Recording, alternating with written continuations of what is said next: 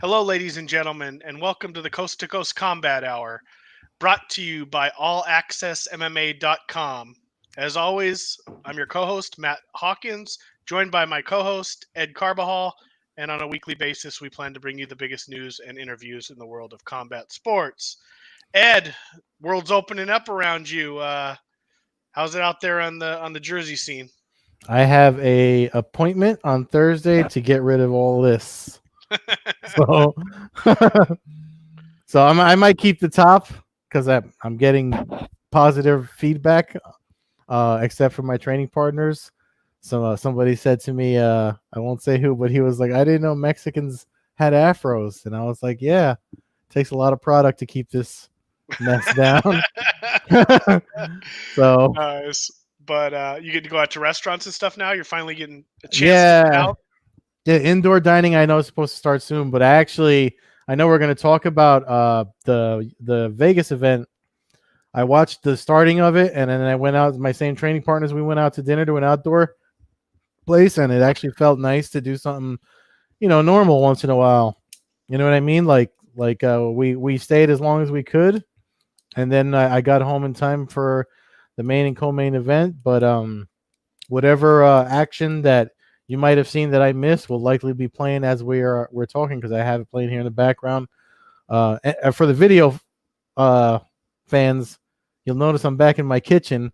It's because it's hot as balls in New Jersey, and this area of my apartment is the only one with air conditioning. So as long as summer is around in Jersey, background change again. Nice, nice. So yeah, we had the UFC event.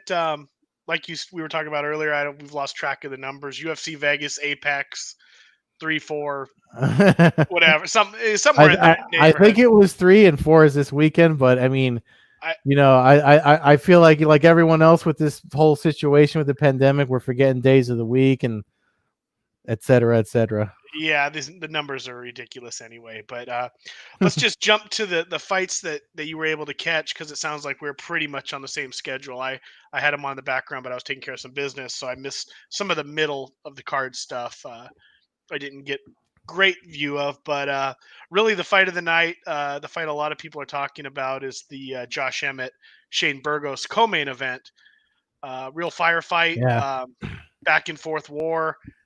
Emmett picks up the unanimous decision, but and mad injuries apparently. mad injury. Sounds like broken bones, torn ligaments. Yeah, Not good, but he did pick up a huge win. But it sounds like like you said, the injuries are gonna put him on the shelf. It sounds like for a year or so. yeah, If it's where yeah. we're at. I mean, it's definitely one of those cases. Like obviously, we do this podcast on Tuesdays, and I know there was some stink made about the rankings because of the way Burgos dropped, and obviously Emmett deserves to move up and stuff like that. But Emmett was knocking media too. I don't know why he was saying that media. I don't know if it was counting him out. I mean, I know we did our picks and I picked Burgos, but it was nothing against Emmett. I picked Shane Burgos because I've interviewed him. I know he's from out here. He's a New Yorker. So I was just being in my own way. I was being my own little just bleed Northeast MMA fanboy, picking my Northeast guys. But I never saw people say anything bad about him. And I tell you what, man, I know we've said it before. We've interviewed fighters like Jake Smith and stuff that talk about how, I mean, they treat their bodies like they're, you know, uh, car parts and stuff. And it's, for that fight is a perfect example. I mean, you see him wince to the pain in his knee when his ligaments tore, and I know he's got one tear, one sprain from the injury report that I read, but I mean, the fact that it only took him 20, 40 seconds to still fire back and produce like that, it's crazy, unbelievable, unbelievable. No, it really is. The best thing about Emmett for me is, again, I've stated this a million times and probably get sick of hearing it, but when fighters take devastating KOs, you really don't expect them to come back um, to the level that they were before. It's a rarity and usually a sign of somebody who could be a future champion, or at least somebody who's going to really make a name for themselves in the sport. And the knockout he took at the hands of Jeremy Stevens in what was it basically 2 years ago, was one of the most devastating KOs. Shattered his face. I believe it broke his orbital, broke his cheekbone. I mean, just crushed his face. A devastating, brutal knockout.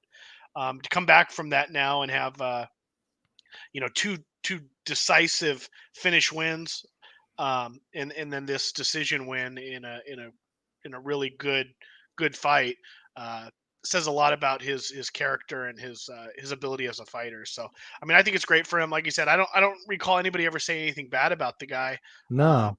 when it comes to fight picks, I think, I imagine, when you're being picked against, there's some kind of animosity, but most of the time we're wrong. We're wrong, So I mean, that's just it. I mean, people bet in Vegas all the time. I think you got to kind of wipe that off, and Yeah. I don't think it's gonna be a chip on his shoulder forever. But if it is a chip on his shoulder, and it leads to victories, then that's something he can thrive off of. But no, I was just impressed. To get into a firefight like that, Yeah. um, and come out on top after that knockout, 2 short years ago. So. Yeah, and I mean, again, like you said, it's 2 short years ago, but I mean, fighters can take something from a loss and do things about it. I mean, when we look at, I mean, if you look at the at back at UFC 249 and how Justin Gaethje not only got his shot but took advantage of it and won it, the most significant thing about that particular fight was how evolved. I mean, I thought I'd seen everything I could see from Justin Gaethje in his rise at WSOF, and then when he got to the UFC, it's like, okay, maybe that worked there and it's not going to work here, but it kind of worked. It kind of worked in the UFC, and then he goes and does this, takes it to 2.0 Justin Gaethje because of the two losses he suffered, which were his first two losses ever in his career. So I mean, it looks like Emmett just some of these guys, they go back to the drawing board and they have to reassess and recoup, and then they come back new or stronger or better, which I kind of feel like we should lead into. I mean, um, Max Rushkoff, who I know, we had Nolan on the podcast last week, and we were both talking, praising him because we've seen him in his grappling competitions and stuff like that, and I still say the kid is a killer. Um, but obviously, first round was great, second round not so great, and then he didn't make it to the third round. A lot of folks you had folks that were knocking his corner, knocking the fighter, and it's like, on 10 days notice, there's not much of a plan you can do. But I mean, I don't, and Dana White said something similar too. I don't think we should fault the kid for taking a shot. I mean, I don't know I mean, everyone handles losses differently. But I know he deleted his Twitter because I was going to reach out to him, and we actually followed each other, and he deleted his Twitter account. So maybe he put it on hold or whatever. But it's like, I know the Body Lock got a quote from him, said he didn't fault his corner or anyone. So if he doesn't, neither should we. And I know there's been a lot of back and forth about who should have done X, Y, and Z. And 9 times he said he wanted to quit, but I mean, you never know what to do. It's not, again, 10 days notice. What type of plan did Drysdale and him really have? You know what I mean? Drysdale was probably trying to be his coach and motivating because he thought maybe that's what he should be doing. On the other hand, people are saying that he wasn't listening. Either way, I'm just like, that's what the referee and the officiants were there for, and they heard him say it. He voiced it, what he wanted to happen to the official because he's a smart kid, and we got what we got. I just feel like if the opposite had happened, people would have been complaining that they didn't stop the fight. You know what I mean? It's the world is crazy.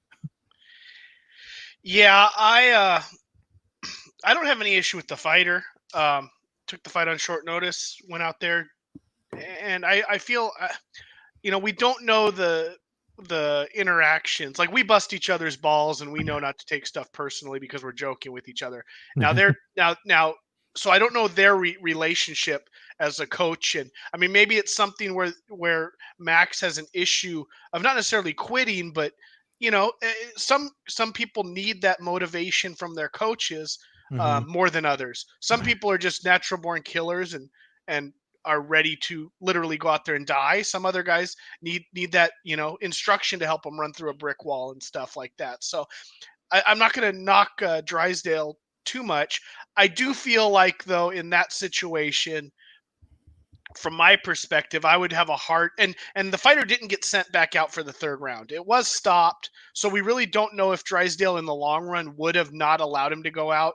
Maybe it was going to be a situation where he was going to grind it out to the last millisecond and then basically throw in the towel. Hmm. Um, we don't know that. That's something we'll never know.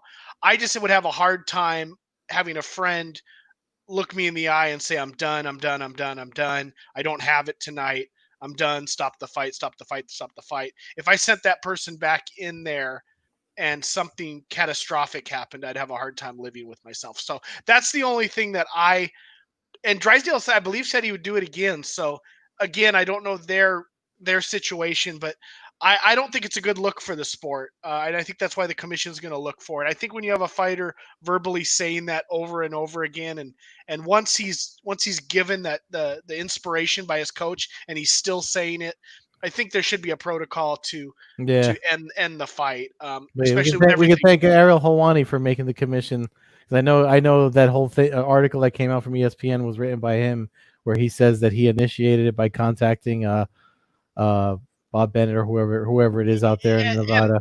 that says something too, that somebody has to even bring it up to somebody. I feel like that's something the commission should already be. They're right there, isn't? I Yeah. mean, there's a commission guy in that corner. I Well, again, we see fighters all the time go in there and fight fights and finish fights, and we've been lucky so far that nothing extremely catastrophic has happened. It would be you know I don't know, and I'm not even getting to the point of death or brain damage, but even just broken limbs and ligaments and stuff that's going to sideline somebody for an opening fight.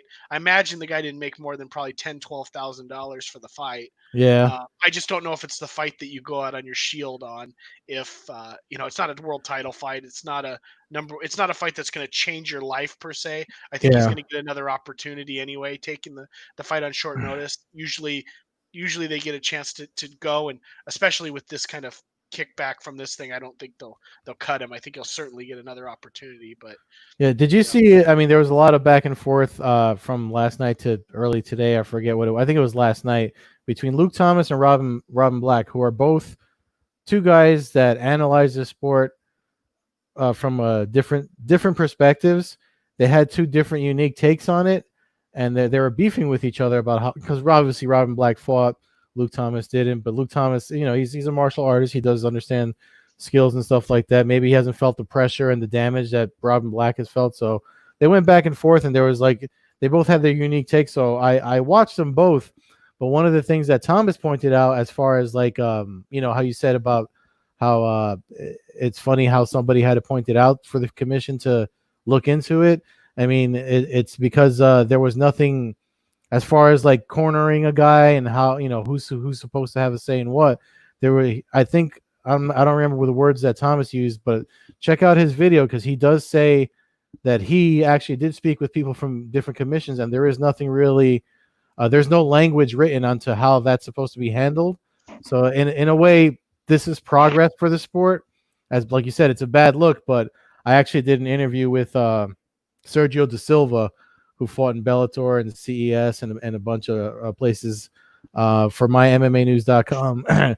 And we both said, like, MMA is always climbing an uphill battle. So like you said, it is a bad look for the sport. But again, if you think about all these bad looks MMA has gotten, has led to progress in the long run. So maybe this will be the same thing. no, there's definitely a learning curve. I did see that Twitter back and forth. I don't have a I'm not going to say which one of the two, but there's one of the two guys I don't have a huge favorable rating for. But that doesn't mean that I don't take their opinions. Um, I do feel like Robert Black has a bit of a point as far as getting Robin. back to Robin Black. Yeah. Um, uh, has a point as far as uh, being a fighter and being in that situation, and again the relationship between the coach and fighter, I think Mhm. that plays a huge part in it. So I think that's the one thing that might be kind of getting overlooked a little bit, is that relationship and what goes on in practice. And does, like, again, has that happened in other fights before, Mhm. where he the guy was wavering on whether to continue, he You sent him out there and picked up a win. that kind Yeah. of thing. You know, You it's don't. funny. It's making. I don't know why this just jumped in my head right now. I'm about to ask you if you remember. I know you fucking remember. Uh, Pride. I forget the Pride event. Rampage Jackson when he was with Oyama and his rib cracked in the middle of the fight and he fell in the corner and he was looking to them for help and they kept saying fight, fight, fight. It's what made him leave that camp. Do you remember that? I don't remember the I fight, but do. I can't remember who he was fighting though. I mean, the worst beatings he took were always from Vanderlei and Shogun. I can't think of.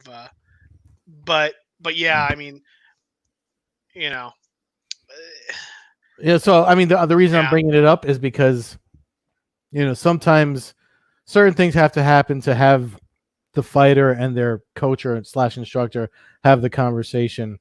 My instructor I know is dialed into every single one of his competitors. So he'd be the guy that could look in your eyes and see if you say something, whether or not to try to push you or just help you, stop it if you have to. But I mean, again, like you said, the relationships are unique. And again, like that's me and Nolan didn't talk about Ruskov the way we did last week because he's not a quitter. He's smart. He's a smart kid. I mean, he trains with Drysdale. I mean, he's a purple belt under. I think he's purple under Drysdale. So I would think that they do have enough of a relationship that he's dialed in enough to know what would have been the right move. And again, the body lock has the quote from Max where he just says like, "I don't blame anybody. It's fine." And I mean, we all should move on from it. So me and you might as well. yeah. No, there's that. So I mean, that was the controversy that came out. The big fight was Emmett Burgos, and then there was the main event, um, which we talked about. The three of us last week. Mm-hmm. Basically, all saw Blades just taking the takedown and basically just holding Volkov down, which is what he did in order to win three and a I half think you rounds. said that was going to happen too, right? Like, didn't Yeah, I you mean, say? it went exactly. The one thing that I mean, maybe it's optimistic on my part, but the one thing that I kind of took away from it was that Volkov is actually better than I even gave him credit for.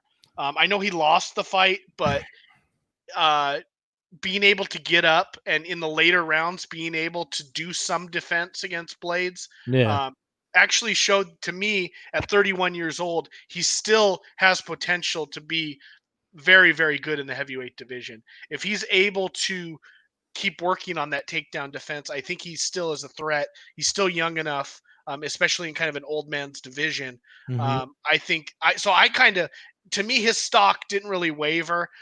Blades gets, Cormier waxes Blades if that fight gets to the same situation. I feel like Yeah. later in the rounds because he's not getting that fifth I round mean, takedown. yeah.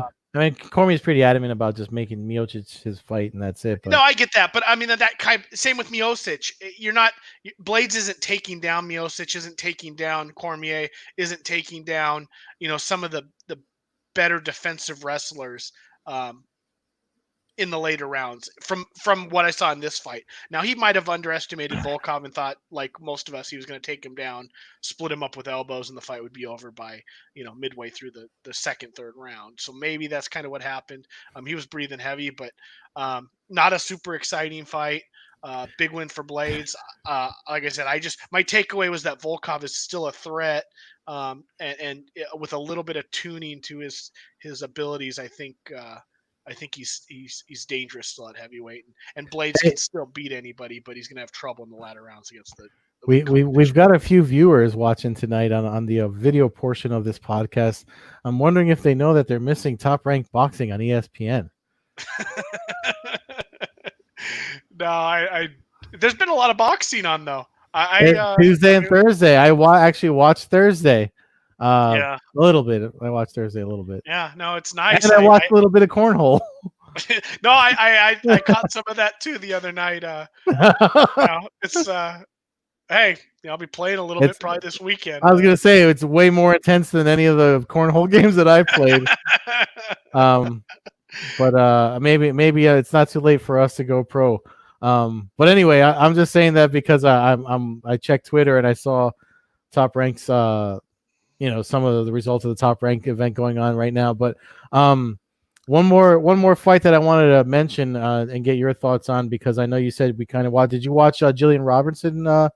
Yes, I did see that fight. So that Casey, Jillian Robertson. I thought the way she finished. I mean, that was a great fight for me to watch. I know there's talk about her and being next in line to face what's that 125, right? Shevchenko.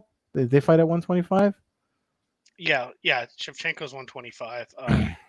And so is she, right? Let me go back and look at the. I just want to check really quick and see. Just happened. Yeah, 125. Yes. Yeah. So it seems like there's chatter about her being next. I mean, she's great on camera. She's looking great in the ring. I don't think I mind that. I wouldn't mind if that happened in August, September. Dana White keeps talking about how he's going to have a stacked August, to look forward to. So, man, might be something that we I see. don't What do you think know. about that? Do you think it? I mean, she lost the previous fight to this fight Yeah, in the first round to Macy Barber, which is nothing to be ashamed of. but we're I just talking pandemic matchmaking now.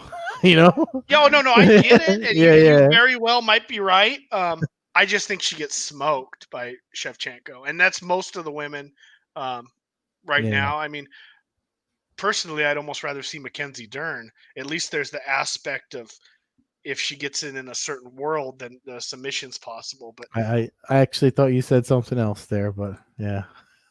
But I don't know what you thought I said.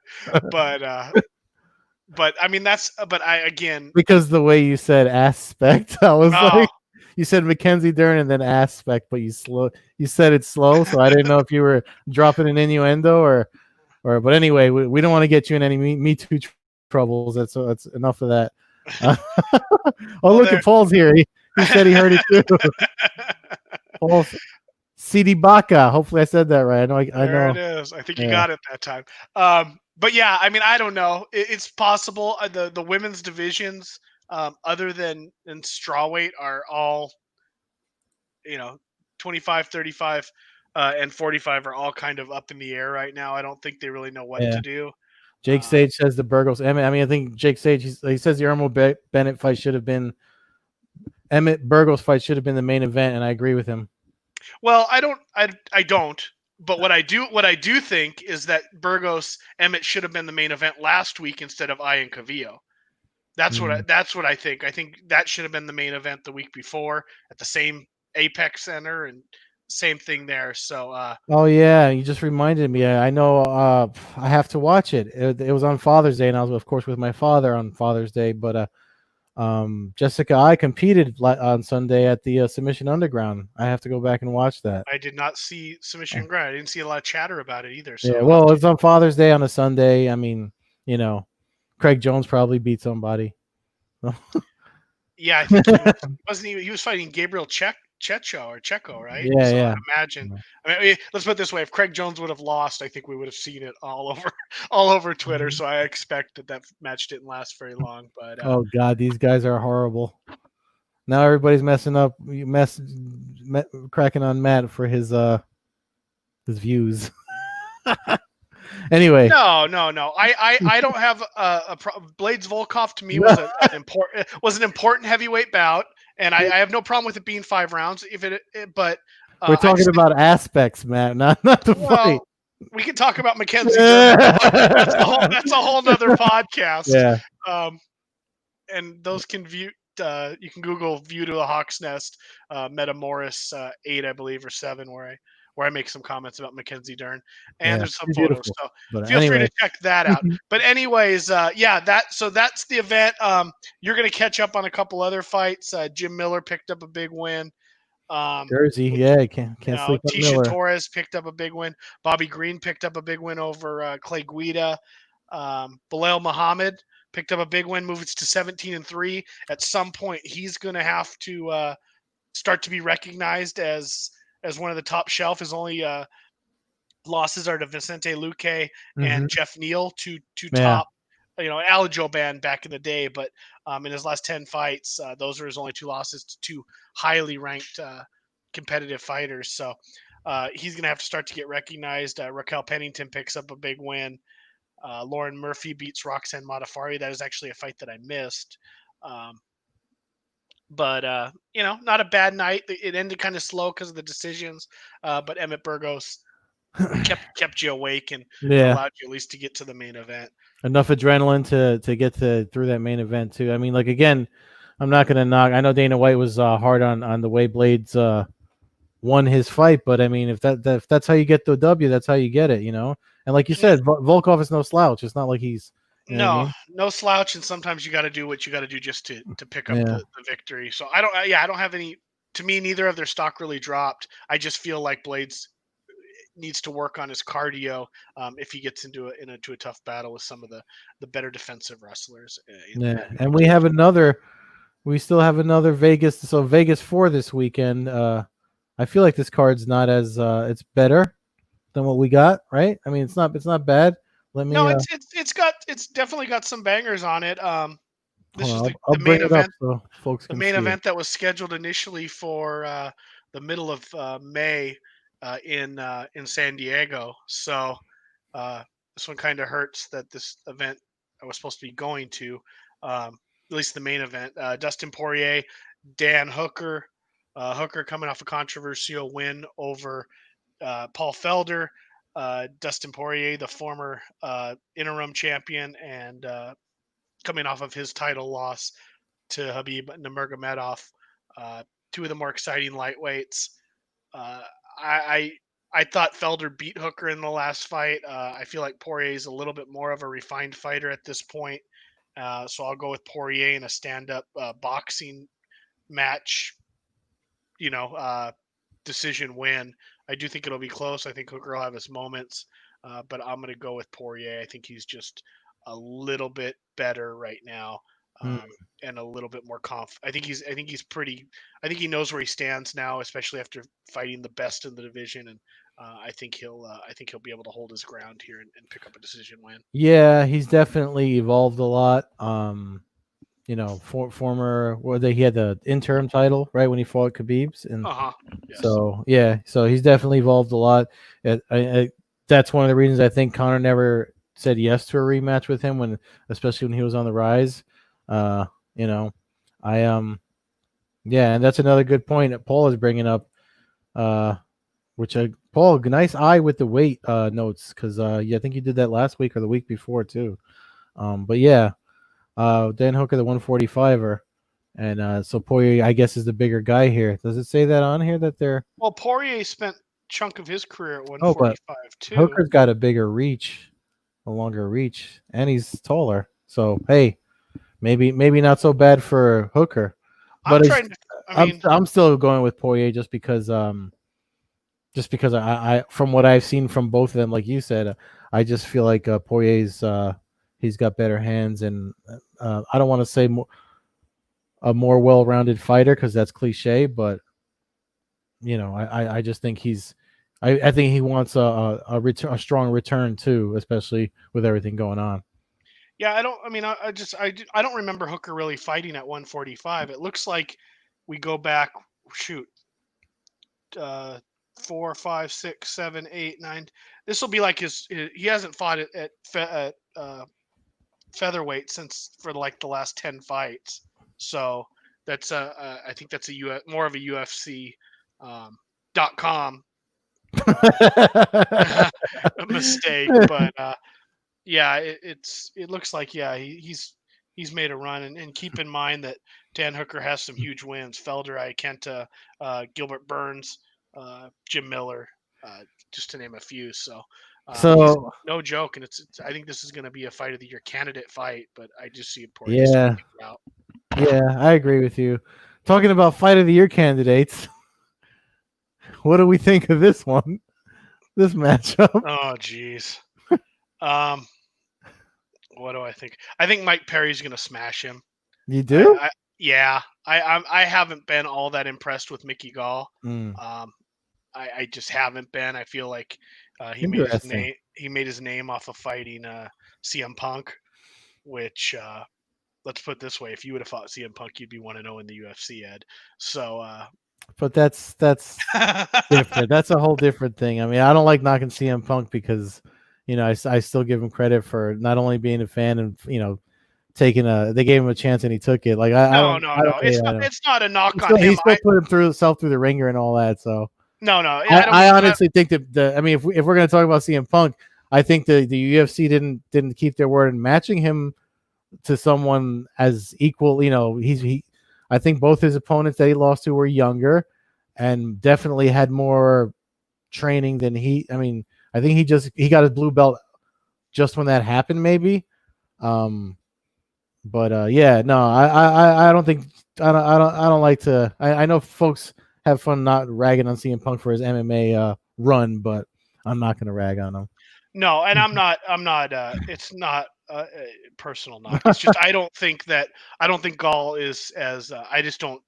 I'm not sold on him. I think Mike Perry won't get submitted, and I think he'll hurt Gall. Um, is just the way I see it happening. I mean, Oh, we got a um, question from Paul. He wants to know about the Darren Till and Mike trolling Mike Perry. I mean, it's hard not to love. It's hard not to love trolling. The internet. The internet has made itself famous off of trolls. There's famous trolls. But that whole thing, I mean, especially when I don't know if you saw Michael Bisping's podcast where Darren Till kind of explains his side of it. It is pretty funny to see everything that happened, but I don't know, man. It's funny, but like it's also, it looks like it's a misunderstanding too, and Mike Perry seems to be having his own issues outside of the cage that maybe he's not. Maybe he's either overly sensitive, or he's just not seeing that because they were hanging out way back when they were on the same card in London or wherever it was. So I mean, it's a funny story if you haven't checked it out. It's like last week or the week before, Believe You Me podcast that Michael Bisping does that he explains the whole thing on, and the his side of the story just makes it funnier. yeah, yeah.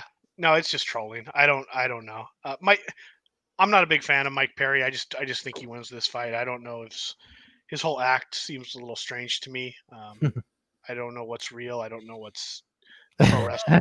To be honest. So, Yeah, um, I mean the at least whole I hope thing. I hope some of it's pro wrestling. Because if some I of it's not saw pro wrestling, the guy's yeah. I Not gonna saw say he it. held up his new girlfriend's credential that she's in his corner as his corner man, and I know folks are so he put up that picture of his busted up knuckles and his forehead earlier in the week or at the end of Mhm, last week, mhm. and now I mean it looks like she's going to be it looks like she's going to be his corner. I don't know what her experience is or what type of training it is. I mean, I know his the Platinum Princess actually did have some training. I mean, she competed submission on the ground, made it into overtime. So it means she doesn't suck, but um yeah, I mean Mike is insane and should be into Paul says he should Could be be in. institutionalized. I mean, I don't listen, I think he's fun, He says I think there's some things he says that are funny. There's some things that he says that are concerning. He's not playing with a full deck, but I'm also someone that doesn't like to take. I've learned not to take everything I see, especially in the sports world, to heart and online social media. So back to the trolling thing. I feel like that's what Mike Perry might need to do. But again, this could all be to drum up, future fights and stuff too. Who knows? Who knows? Yeah, exactly. Exactly. So we'll see what happens. I mean, are you taking Mickey Gall in this Oh fight? yeah, he's from Jersey. Why wouldn't I? Okay, there you go. There you go. There you go. I'm okay with that. I'm Yeah, okay with I'm okay I with know. some I know. homerism. Yeah, I know. I know that's not always a smart way to make a pick or whatever. But like you said, we don't really know. Fight night is when we know. No, one of us will be right. One of us will be wrong. Yeah, yeah. So I the got Mickey Gall by submission because he's an ectomorph, and I think his grappling might be a little bit of a problem for Perry. But I mean, Perry absolutely possesses the power to drop him early. But if it doesn't happen early, then I think Gall can work him. Yeah, no, I agree. I mean, I think it could happen, but I just think early Perry hurts him and throws Yo, the game to the ground. why they got this guy in black and white? Is this guy in black and white, or is he just really pale? No, I'd say that that's black and white. Got to be careful nowadays how I say that, but Yeah, no, he, yeah, he- yeah, I he's undefeated. I don't know anything about him though. Is this another? no, I haven't seen any Brandon Allen. I've seen fight, but I haven't seen Kyle. I'll have to look into him. you Hey, I know, mean, at least they pulled a photo for him. Max, had that silhouette. They didn't even. yeah, that's true, So. but yeah, there's that. That's the other main card fight. The other, and then you got Maurice Green, the crochet boss, uh, against John Vellante. Uh, kind of a just a heavyweight token fight thrown in there. To be honest, I don't I, know. I mean, Villante's so hit and miss. I think he's 2-6 or two and yeah. five in his last handful of fights. I'm just saying for a main card fight. I mean, Maurice Green's hit or miss as well. As long as in a striking fight, this could actually be a fun fight to watch. So Hmm. the matchup wise, it actually makes some sense. Yeah, I hope I mean, I got again I'm going regional with Vellante, but I hope he can pick up a W on in Vegas, He's a pretty durable guy from the fights I have seen him fight. I know he's funny as hell when he hangs out with Chris Weidman. So, Oh yeah, yeah. no, I mean, all yeah, he seems like a good dude, and Yeah. he's been around a long time. So Yeah. it's just he seems like I'm just surprised it's the main card fight. I know it's Fight Night, Fight Vegas, Fight Apex, whatever the hell we're calling it, but it's the fight the right before this, the Luis Pena Kama Worthy fight to me is a better fight. Will means a little more and potentially could be a more exciting fight. Um, Where is that on the main card? No, there's only 4 fight main card listed right now on Tapology, and it Oh, looks like there as this well. Or no, you got 5. You get a Sean Woodson. See, they don't have. Okay, so the fight order on the website I'm looking at has that fight as an early prelim, so that's kind of interesting. But that's 7-0 Woodson. Yeah, Um, I think when we look at the correctness, Tapology is usually more correct than Generally, that's the case, but they we don't always use show. this for visual. It's visually pleasing for the Yeah, no, podcast. they do a good job with their graphics, but they're just usually wrong. Um, Yeah. Jin Yun Fry, See one of the that? top Yeah. female Invicta fighters. Comes in against Kay Hansen, now the youngest female on the roster. I mean, they've been staples in Invicta.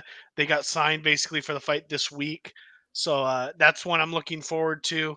Oh wow, they gave him There the you rock go, top double freaky. silhouette, and they use And- dudes.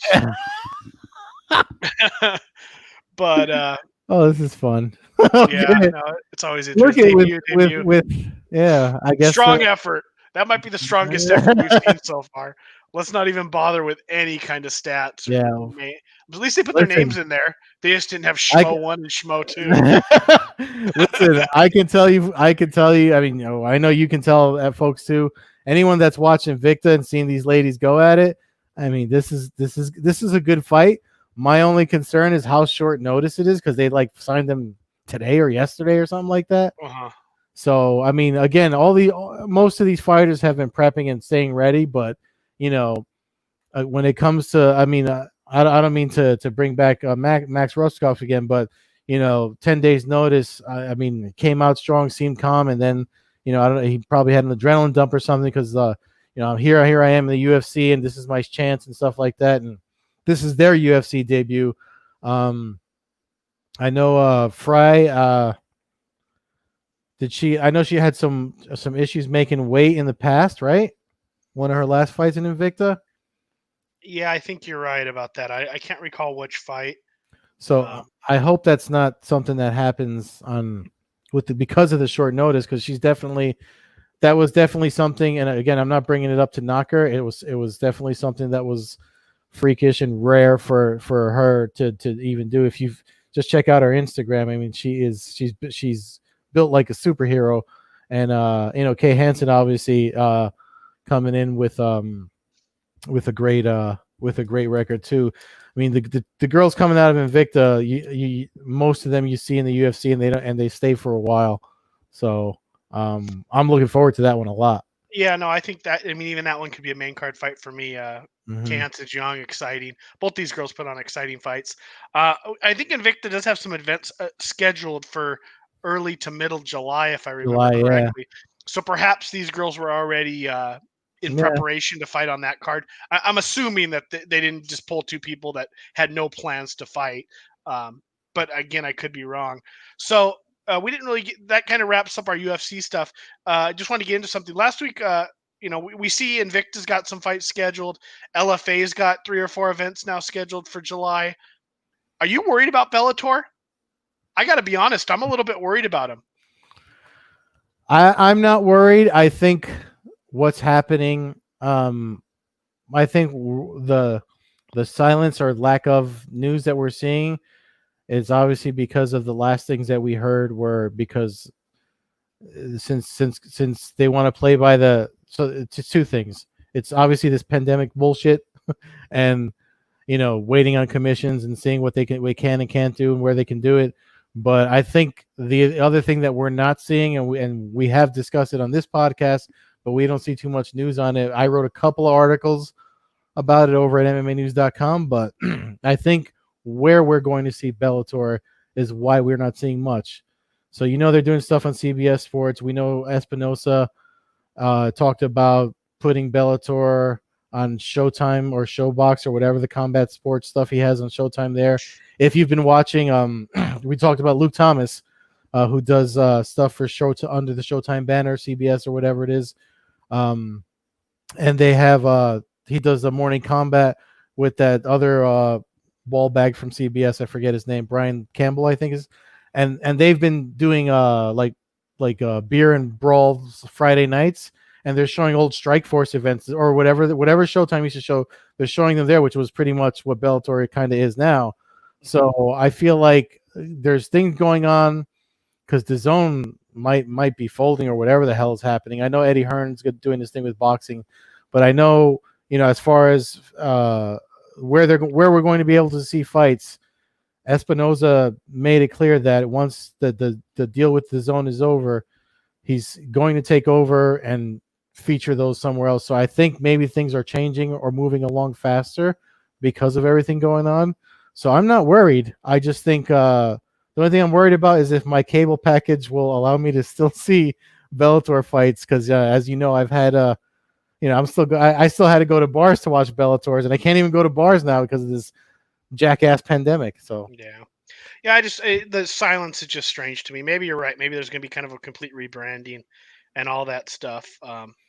Hmm. I You have any thoughts on Jorge Masvidal's I think situation? I think we talked about that last week a little bit with Nolan King. I Oh, think a we lot did, of yeah. his I think a lot of the situation with a lot of these big name fighters is kind of just talk to keep their name in the news with no actual intent to have these high name profile fighters fighting in front of no crowd. I think the Masvidals, the McGregors, like I said, I was surprised by the Miocic Cormier fight coming out. Um, but it also wouldn't surprise me if all of a sudden we start hearing rumors of crowds towards the end of the year, and all of a sudden one of them comes up with a weak ankle and the fight has to be postponed. Um, I feel like these names are a waste to have fight in an empty crowd when you're talking tens of millions of dollars that could be created with the name value that they have fighting. So that's about it. I do find it interesting that they've already pulled Cejudo's name from the rankings. He retired. They stripped his belts.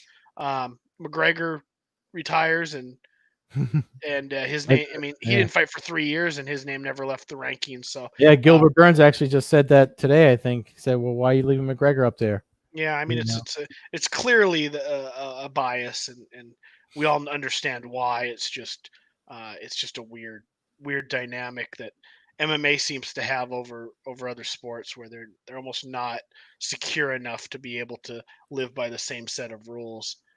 Um, yeah, and Paul says he understands the point about saving the big guys for versus crowds.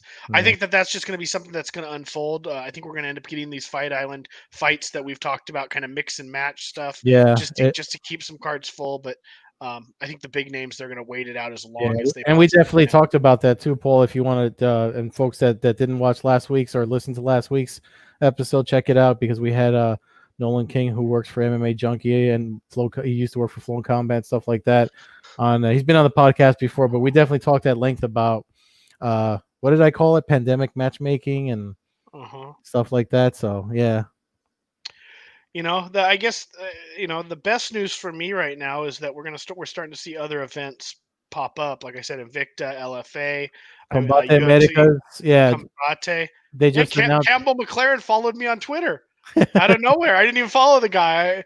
I don't know. I bash him a little bit on here, and he follows me. So, uh, No, Campbell's a good dude, man. I mean, he's a little crazy, but we could probably try to get him on here maybe if if I uh don't say anything too bad about the guy, no, he'll I have call you all. on it too. But the thing is, so Combate announced today that they're looking to come back with consecutive Fridays starting August 28th. And again, it's going to be broadcast in 5 different places. I think I've said that on this podcast before. My one problem with Combate is that they keep changing. I'm losing track of where I can watch their events. You know what I mean? But they announced one fight, and but they're going to do same as everyone else, closed off. It's supposed to be at a closed off set from Miami, but I mean, you're hearing about these spikes in Florida, and so maybe that's why they didn't only announce the one fight, but they do have a place to do them from for August 28th, and then the 2 Fridays after that. So, like you said, it's nice to see LFA has 3 or 4 events booked for July, right? At least three, but it might be Yeah, every weekend. At yeah, least and, at least three. The 10th, the 17th, and the 24th for sure. I don't know if there. I doubt there's one July 3rd, so it's probably the three.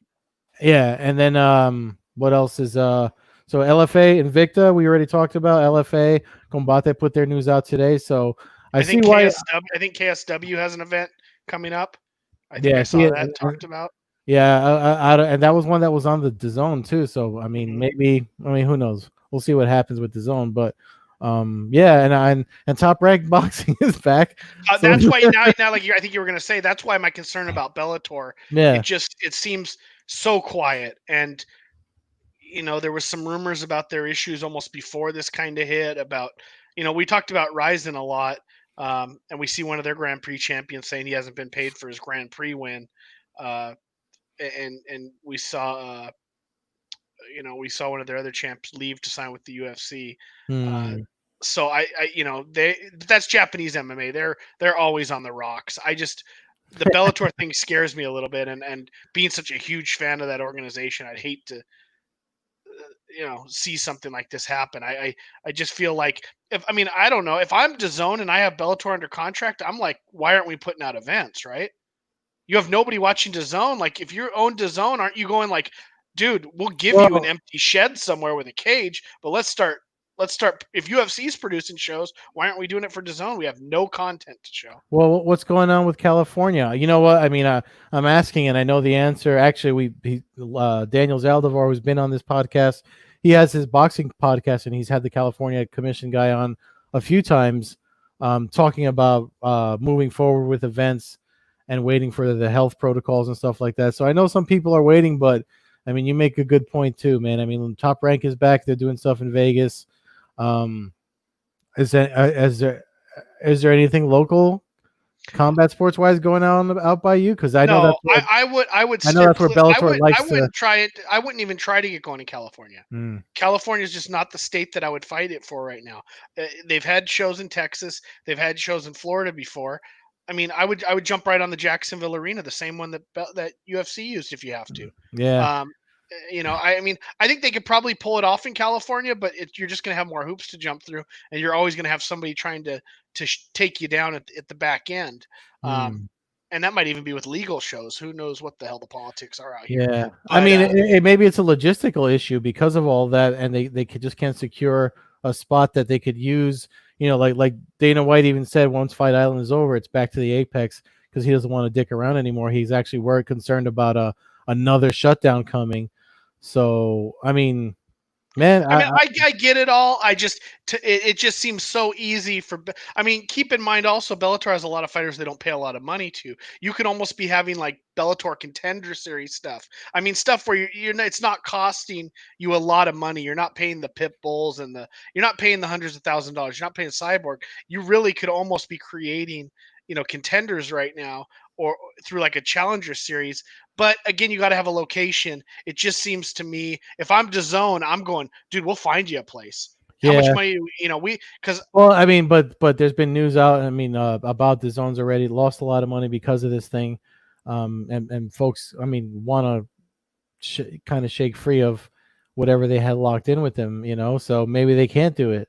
I know Eddie, if Eddie Hearn says differently, but again, when it comes to, like, as we've said a lot on this podcast before, when it comes to how money moves through these organizations, we never really know the full story no, anyway. I mean, you're look, right. we talked about it last week too, like why, again, with Paul's question about Masvidal, and we talked about it last week. If you don't have the money to pay these big names what they want just to fight with no fans, then why do you have money for private airlines and islands and infrastructure and stuff like that? So it's a lot of, there's still a lot of questions out there. I mean, so one thing Dana White does say too is that it's expensive, and again, Bellator is owned by Viacom, who I don't know how many sports outside of the stuff on Showtime is like something they're really invested in. So maybe Scott Coker is just playing it safe. He's like, he doesn't want to just say, "Hey, can we do this?" And they say, "You know what? We got to drop your whole thing." Yeah, I mean, yeah, there's a lot of that. Yeah. It just the silence. For me, it would be comforting to see Coker or something send something out and say, "Hey, we're still here. We still exist." Well, Don't, I mean, don't I mean, I don't even I don't remember the last time I've seen a Scott Coker tweet. And I'm sure maybe he is, but uh, that kind I of thing. mean, I don't even see Bellator fighters really there be much communication online. Maybe I'm not following the right people, but um, I'm not seeing any of these guys going, "Hey, you know, good news on the horizon," and stuff like mhm. that. Where I'm seeing that with a lot of the smaller organizations now and UFC fighters and guys getting moved to the UFC and the Contender Series is already. Did I see that right? That Nolan was tweeting out that there was a Contender Series on August 4th.